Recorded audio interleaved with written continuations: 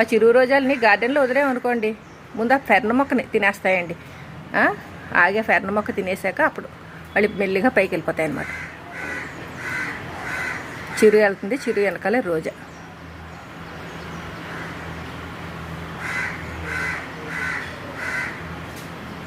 తెలిసిపోయిందండి ఇల్లు ఎక్కడికి వెళ్ళాలి ఏంటన్నది.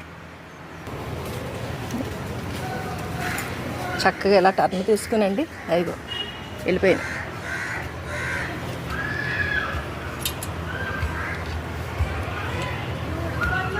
ఏంట్రా ఇక్కడ ఏం నాశనం చేసేద్దాం తయారయ్యారు ఇక్కడికి. బాగా నేర్చుకున్నారు, ఎక్కడే ఉంటాయి ఏంటన్నీ తెలిసిపోయింది మీకు. తోటకూరండి, విత్తనాలు తినేస్తున్నాయి.